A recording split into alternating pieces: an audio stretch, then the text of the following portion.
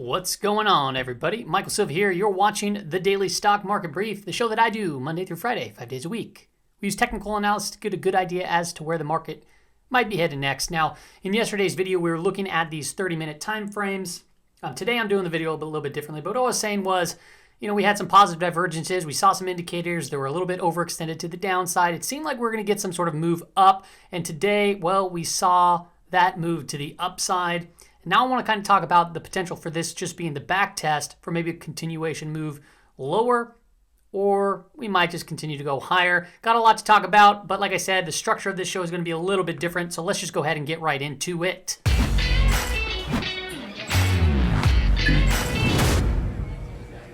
All right, welcome back. I'm going to start off with an indicator. This is the CPCE on the monthly time frame. I just want to show you that still, even though we had a big down day yesterday, the CPCE, which is the put to call ratio, it's a good sentiment indicator. A lot of retail traders, the individual equities put to call options here. So we're at 0.40, a very historic low reading. The month isn't over yet, so this might go up, but still a big sell-off that took place yesterday did not scare any retail traders. On my sell signal on the CPC, this is the total put to call options ratio, where you take the index options and you also take the equity, combine them together. Here you go.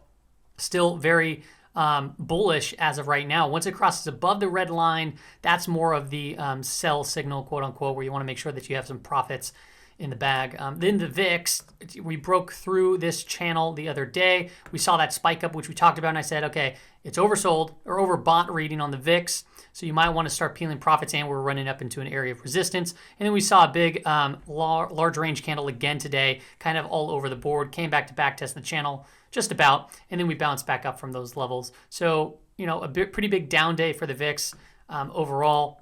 When you look up the overall market dashboard, decent day. The Dow's up 300 points. The top performer was the TSX, but then just right around that was the Dow Jones being the one of the top performers. When you look at the sectors, you have financials leading the way. They've been taking a little bit of a breath as of recently, so it kind of makes sense to see financials move up here. And then we had materials and industrials there as well. And then we look at a relative strength graph. This is just looking at 8 trading days. And I wanted to kind of see, where's the rotation taking place here? And you can see energy is weakening, and you see real estate actually these last 8 days have been performing better than the SPY. And this is a short time frame, 8 trading days, so it could be just a one-off, but it's good to know this. And one of the things that I want to call out here is just the move with utilities, improving here, same with the XLC and the XLK, but the utilities is the one that I'm trying to keep a close eye on, because if utilities is improving and then gets into a leading category, it could be a sign that, some money is going more into that risk-off environment. This is the NI high low. The NI high low has been jammed up, but I just wanted to call out, oh my gosh, we've finally seen it tick down a little bit. It's still a very oversold reading, so, it's going to be interesting to see how this one plays out. But when we get these oversold readings, we typically don't hang out there for long, and then we see pullbacks or pretty dramatic moves to the downside. So we didn't see really a dramatic move to the downside here, and it's still relatively high. And then you can see the NYSE here had somewhat of a pretty aggressive move to the downside, but nothing too crazy as of yet. And then we have the NYMO. This is the breadth indicator, and we said that this reading wasn't quite extended like this, but it was still an overextended reading, which means that when you get these spikes, sometimes you can see little bump ups in the price action on the various indices, the SPX, the NYSE, etc. And that's what we kind of saw today. Another thing that I wanted to call out was the NIOM exposure index and the RIDEX asset ratio.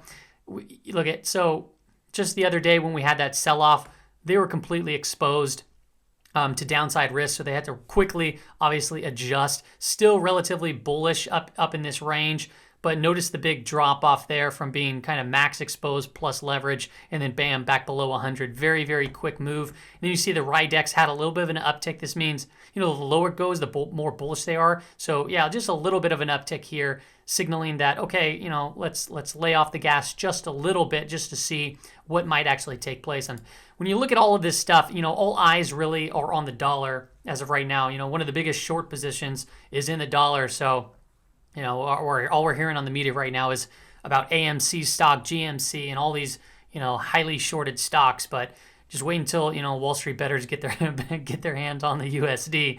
You never know. But if we get some massive short squeeze or some sort of flight to safety, rush to dollars sort of thing, that would break out of this falling wedge, and this on the weekly time frame.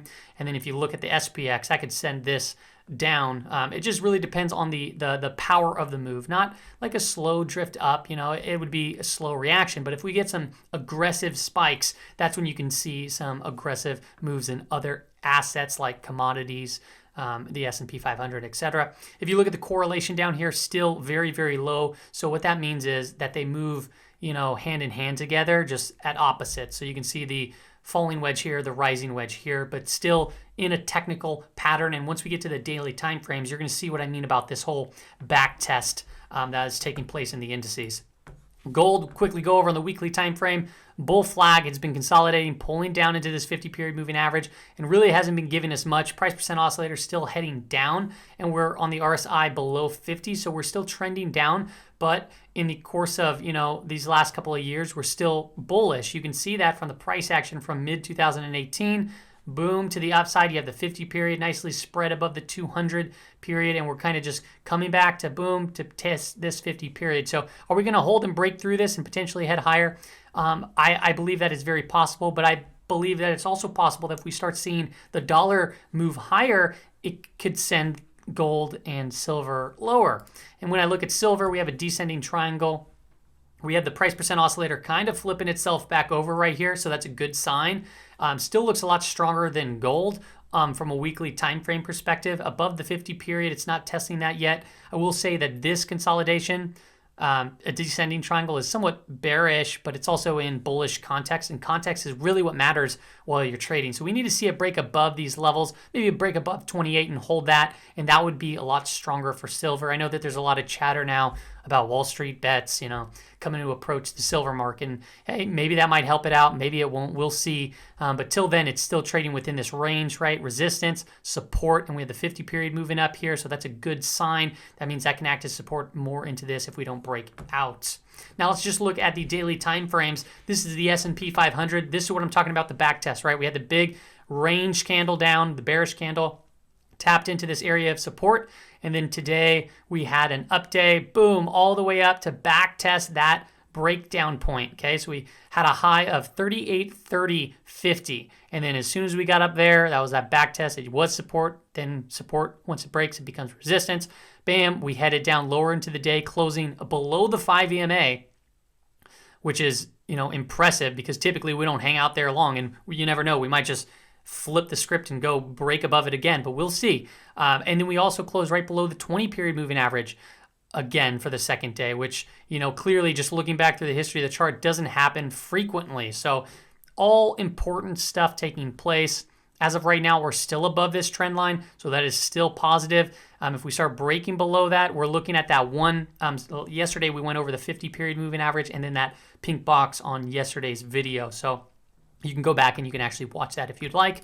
Here on the NYSE composite, the broad market index here too as well, we consolidated, we broke down, and look at the back test. And look where it tagged.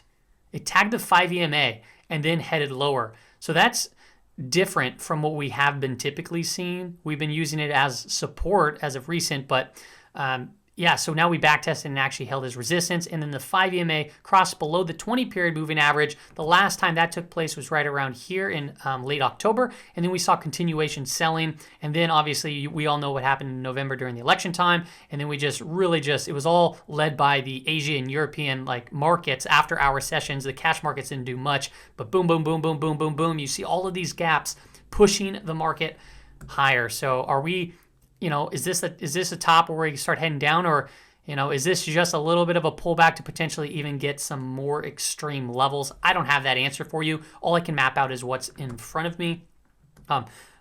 What we got here is the NASDAQ 100. We broke down back through that channel, and look at what we did with this candle, okay? This, not hanging man, sorry, inverted hammer candle. We came back up to back test the top portion of the channel, and that acted as resistance. Then we headed lower. So it looked like a very strong day. Everyone was stepping back in, but then we sold out most of our games towards the end of the day. We're above the 20 period, but we are pinned below the 5 EMA right here, and it's in a bull channel. So overall, the NASDAQ doesn't look too bad inside this channel, but we got to wait to see what takes place if we break down through the 20 period moving average and this channel. And then we got the IWM. IWM Also, once again, held below the 5 EMA. That acted as a resistance. Actually, did it close below the 5 EMA? So 211.04, and we closed at 208. So yes, we did close below the 5 EMA, but we're still holding on the 20-period moving average. So is the 20-period moving average going to give way here? Well, the more we test it, 1 day, 2 day, the more likely it is to potentially give way. If we get the 5 EMA to cross below the 20, that could, the last time that happened was here in late October too as well. We had a little bit more continuation of selling, and and then it got bid right back up. So maybe it's going to be a short-term lived, or maybe it's not. Maybe it's just this very short-term signal that could turn into something bigger. We got to just be very careful and have your eyes wide open. Then I got the Dow Jones. The Dow Jones, I removed this little resistance or support that broke through, and then it becomes resistance. You can see right here, inverted hammer again. We had a great start to the day, right? Gap up, moved all the way up higher. And if you're wondering why we gapped up, I did explain that more in yesterday's video as why I was kind of expecting it to see a gap up. Once again, as I've already repeated here on this video, but we came back tested the 20-period moving average, and then got rejected down, and we closed below the 5 EMA again. We are still above this little area of support that we're going to have to monitor and be careful with. Price percent oscillators pointing downwards. This is bearish, right? We had the bearish crossover here, and that signaled, all right, I probably wouldn't want to be getting in long right now. And then it started spreading and heading down. Boom, spreading and heading down. If we break through this, I would start targeting around 29,250 as a potential area of support where we would bounce up. Keep in mind, we still, from this November, early November gap up, it's just this monster gap and then ramp up for multiple days. So this gap right here could be very significant on a pullback as well. And that goes down to around 28,500. Interesting stuff taking place in the markets, folks. So that's all I really have on today's market brief. I just really wanted to quickly tap into what was going on with that back test, kind of re-follow up on yesterday's video. Overall, nothing crazy in the markets today other than that news around GameStop, around AMC, around Robinhood, around Webull, around all these brokerages that have been, said that they're going to temporarily disable this stuff. And, I'm not going to comment too much on all that, but just know that this is all history in the making. It seems like retail traders are really trying to step up and do something big and, change the game here. It's all very interesting. But me personally, from the sidelines, I can't risk, that much money in these individual names that swing so wide, like just huge ranges where we had, 50% drawdowns in a single day, but then after market sessions, they go up 30%. So I can't put my personal money, unless if it's a very, very small amount, into these individual names. So that's kind of just how I'm seeing it. I'm just being very, very tactical is the word, I guess, tactical in this kind of time. If you want to follow me on Twitter, you can follow me on Twitter. I've been posting some charts that I've been pulling from these scans, and I do plan on making the party starter scan and kind of sharing that with you. It's nothing crazy, but it has been finding me some pretty good setups, including AMC at $2.40 or $2.35. So that was pretty amazing right there, to say the least. So that's all I got for you on today's episode. Everybody have a wonderful rest of the day, and I'll see you back here on Friday.